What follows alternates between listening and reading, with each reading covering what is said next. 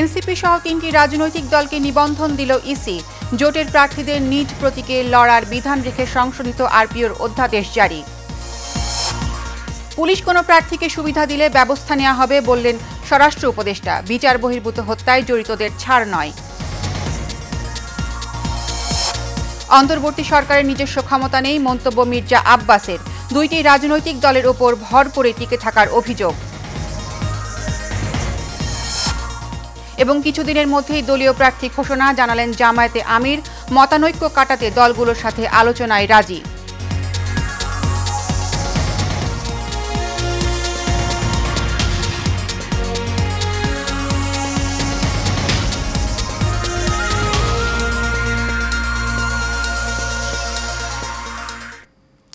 স্বাগত এশিয়ান নিউজে। আপনাদের সাথে আছি আমি তাসনিমা রোকাইয়া।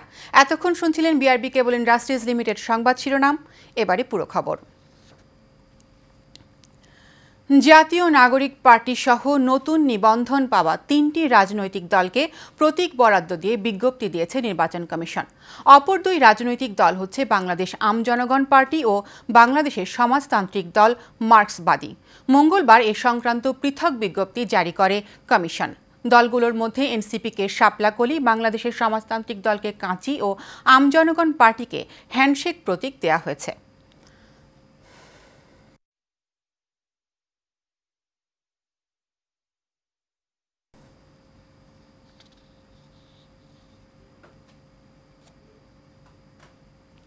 উপদেষ্টা পরিষদের নীতিগত অনুমোদনের পর গণপ্রতিনিধিত্ব আদেশ আরপিওর সংশোধন অধ্যাদেশ জারি করেছে আইন মন্ত্রণালয়। এর ফলে জোট মনোনীত প্রার্থীকে নিজ দলের প্রতীকে ভোট করতে হবে। এছাড়া ফেরারি আসামি ভোটে অযোগ্য, মিথ্যা তথ্য দিলে এমপিএ পদ বাতিল, এমন একগুচ্ছ নতুন বিধান যুক্ত করা হয়েছে। থাকছে না ভোটও।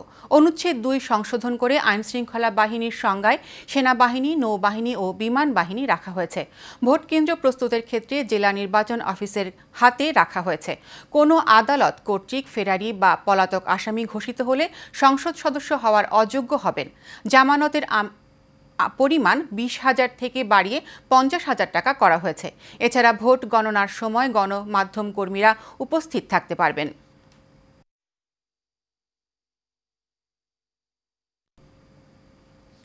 আসন্ন জাতীয় সংসদ নির্বাচনে পুলিশ কোনো প্রার্থীকে বিশেষ সুবিধা দিলে ব্যবস্থা নেওয়া হবে বলে জানিয়েছেন স্বরাষ্ট্র উপদেষ্টা লেফটেন্যান্ট জেনারেল অবসরপ্রাপ্ত মোহাম্মদ জাহাঙ্গীর আলম চৌধুরী।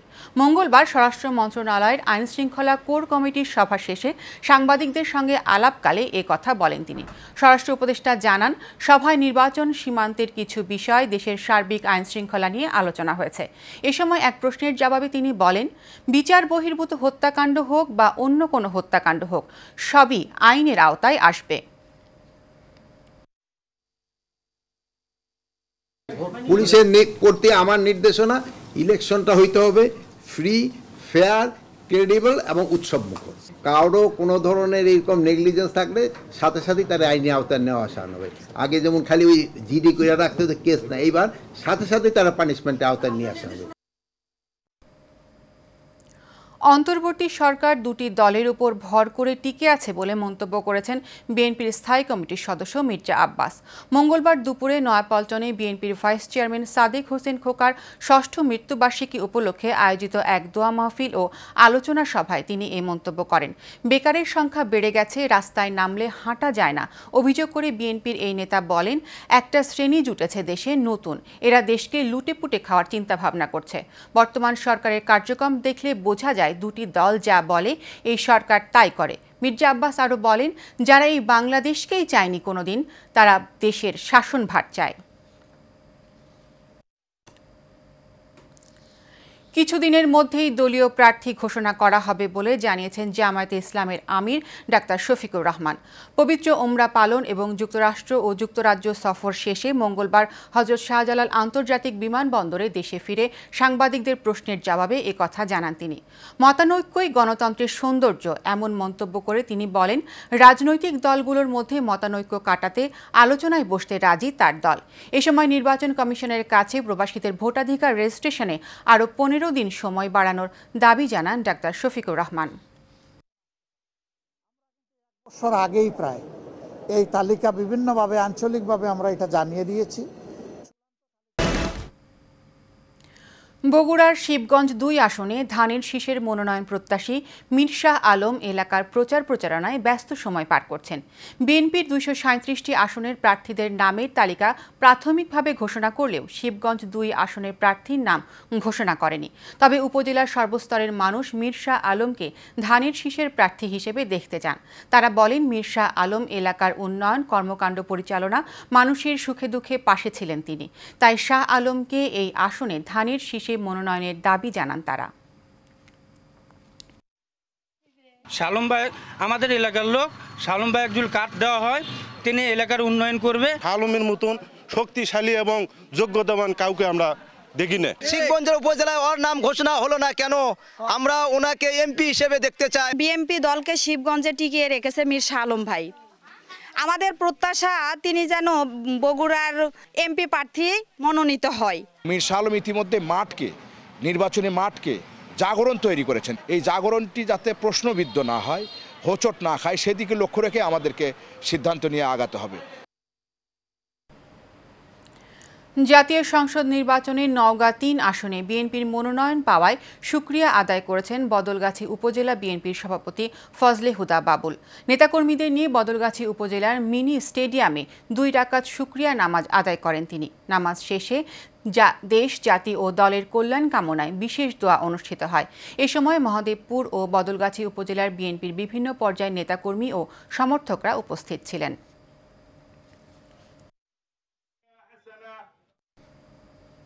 জাতীয় সংসদ নির্বাচনে শরীয়তপুরের 3টি আসনে সম্ভাব্য প্রার্থী ঘোষণা করায় আনন্দ মিছিল করেছে বিএনপির নেতাকর্মীরা। শরীয়তপুর 1 আসনে সাইদ আহমেদ আসলাম, শরীয়তপুর 2 আসনে শফিকুর রহমান কিরণ এবং শরীয়তপুর 3 আসনে মিয়া নুরুদ্দিন আহমেদ অপুর নাম ঘোষণা করা হয়। আনন্দ মিছিল ও সমাবেশে উপস্থিত ছিলেন জেলা যুবদলের সভাপতি প্রার্থী মৃথা নজরুল কবির এবং আরাফাত রহমান, কোকো স্মৃতি সংসদের সভাপতি লোকমান হোসেন, রুবিন আলিম আহমদ, মোহাম্মদ আলী আহমেদ মোল্লাসহ অনেকে।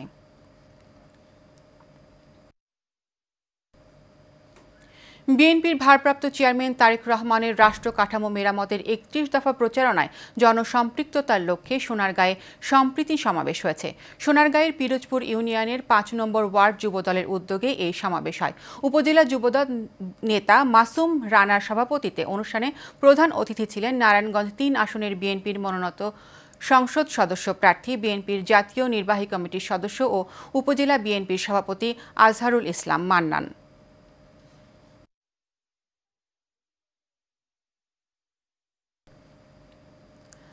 তারেক রহমান ঘোষিত 31 দফা বাস্তবায়নের গাজীপুর মহানগরের কোনাবাড়িতে লিফলেট বিতরণ ও নির্বাচনী প্রচারণা করেছে বিএনপি। কোনাবাড়ি জেলখানা রোডের সামনে থেকে উপজেলা বিএনপির সাবেক সভাপতি ভিপি মোহাম্মদ হেলাল উদ্দিনের নেতৃত্বে লিফলেট বিতরণ কর্মসূচি শুরু করা হয়। পরে ঢাকা টাঙ্গাইল মহাসড়ক ও কোনাবাড়ি বাস স্ট্যান্ড এলাকায় সাধারণ মানুষের মাঝে লিফলেট বিতরণ করেন নেতাকর্মীরা। এ সময় বিএনপি ও সহযোগী অঙ্গ সংগঠনের নেতাকর্মীরা উপস্থিত ছিলেন।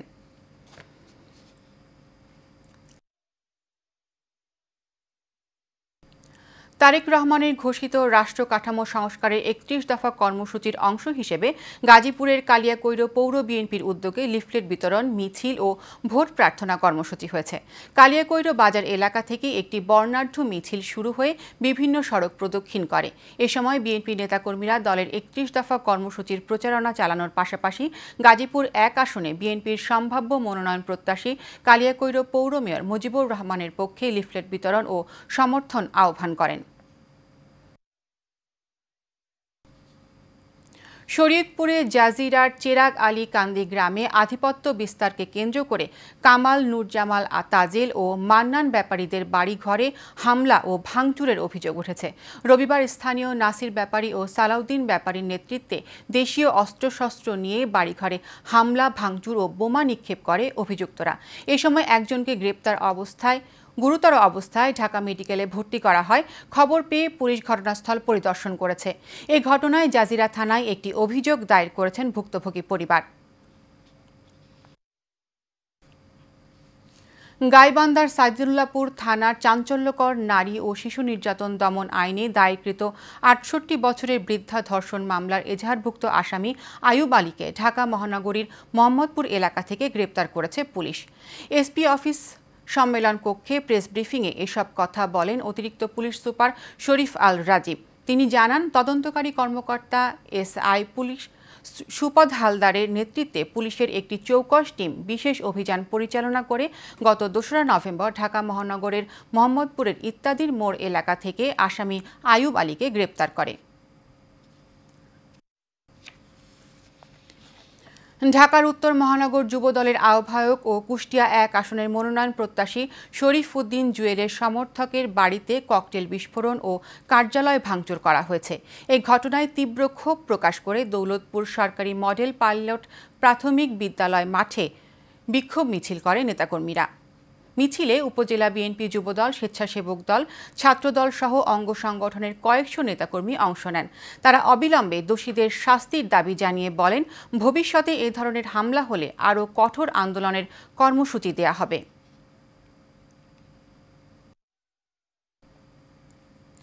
নরসিংদীর রায়পুরায় জাতীয় সংসদ নির্বাচন সামনে রেখে চরাঞ্চলের আইন শৃঙ্খলা, ভোটকেন্দ্র পরিদর্শন এবং উন্নয়নমূলক প্রকল্পের কাজ পরিদর্শন করেছেন উপজেলা নির্বাহী অফিসার মোহাম্মদ মাসুদ রানা। পরিদর্শনকালে উপস্থিত ছিলেন এএসপি সার্কেল বাইজিদ বিন মনসুর, এসিল্যান্ড মুনমুন পাল, ওসি মোহাম্মদ আদিল মাহমুদ, উপজেলা প্রকৌশলী মোহাম্মদ মাজিদুল হক সজীব, উপজেলা প্রকল্প বাস্তবায়ন অফিসার মোহাম্মদ জাহাঙ্গীর হোসেন, কৃষি অফিসার কৃষিবিদ মুস্তাফিজুর রহমান সহ অনেকে।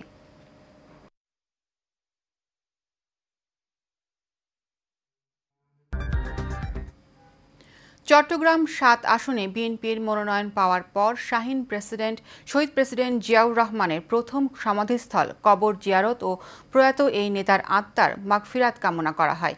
এ সময় হাম্মাম কাদের চৌধুরী বলেন, বিএনপির প্রার্থীদের বিজয় নিশ্চিত করতে সবাইকে ঐক্যবদ্ধ থাকতে হবে। তিনি আরও বলেন, তারেক রহমানের ঘোষিত ৩১ দফা বাস্তবায়নে সবাইকে একসঙ্গে কাজ করতে হবে। বিভাজনের রাজনীতি ভুলে ঐক্যবদ্ধভাবে এগিয়ে গেলে রাঙ্গুনিয়াকে সন্ত্রাসমুক্ত ও শান্তিপূর্ণ এলাকায় রূপ দেওয়া সম্ভব। কক্সবাজারে সম্পন্ন হলো চট্টগ্রাম জেলা সিমেন্ট ডিলার অ্যান্ড মার্চেন্টস গ্রুপের ২ দিনব্যাপী বার্ষিক মিলন মেলা। পর্যটন নগরীর একটি হোটেলে সমাপনী আয়োজনের মধ্য দিয়ে শেষ হয় এই অনুষ্ঠান। চট্টগ্রাম জেলা সিমেন্টস ডিলার অ্যান্ড মার্চেন্টস গ্রুপের সহসভাপতি মোহাম্মদ আলী আকবরের সভাপতিত্বে এবং মহাসচিব শেখ মোহাম্মদ সারওয়ার হোসেনের সঞ্চালনায় প্রধান অতিথি ছিলেন পুলিশ সুপার মোহাম্মদ সাইফুদ্দিন শাহিন। বিশেষ অতিথি ছিলেন সংগঠনের সাবেক সভাপতি লায়ন মোহাম্মদ হাকিম আলী সহ অনেকে। পবিত্র ঈদে মিলাদুন্নবী উপলক্ষে চট্টগ্রামের সেগুন বাগান এলাকায় মাহফিল ইন্তেজামিয়া কমিটি এবং এলাকাবাসীর যৌথ উদ্যোগে আয়োজিত এ মাহফিলে বিপুল সংখ্যক ধর্মপ্রাণ মুসল্লি অংশগ্রহণ করেন। আজিমুশান মিলাদ মাহফিল প্রধান বক্তা হিসেবে উপস্থিত ছিলেন সৈয়দ মোকাররম বাড়ি, উপস্থিত ছিলেন শায়ের মহিউদ্দিন তানভীর। মাহফিল শেষে দোয়া, দরুদ পাঠ ও মোনাজাত করা হয়। মিলাদ মাহফিল শেষে দেশ ও জাতির সার্বিক কল্যাণ, শান্তি ও সমৃদ্ধি কামনা করে বিশেষ মোনাজাতের পরিচালনা করা হয়।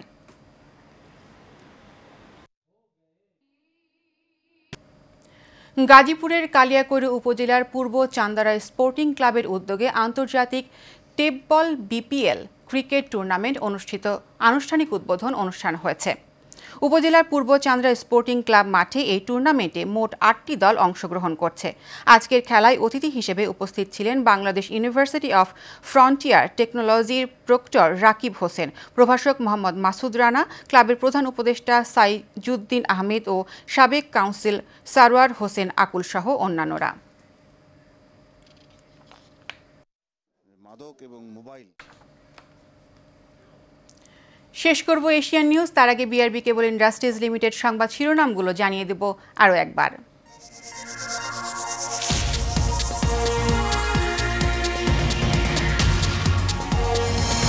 এনসিপি সহ 3টি রাজনৈতিক দলকে নিবন্ধন দিল ইসি।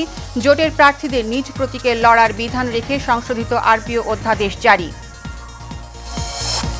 পুলিশ কোনো প্রার্থীকে সুবিধা দিলে ব্যবস্থা নেওয়া হবে বললেন স্বরাষ্ট্র উপদেষ্টা।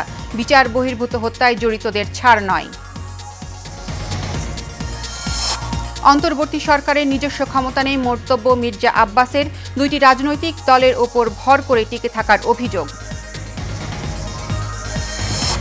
এবং কিছুদিনের মধ্যেই দলীয় প্রার্থী ঘোষণা জানালেন জামায়াতের আমির। মতানৈক্য কাটাতে দলগুলোর সাথে আলোচনায় রাজি।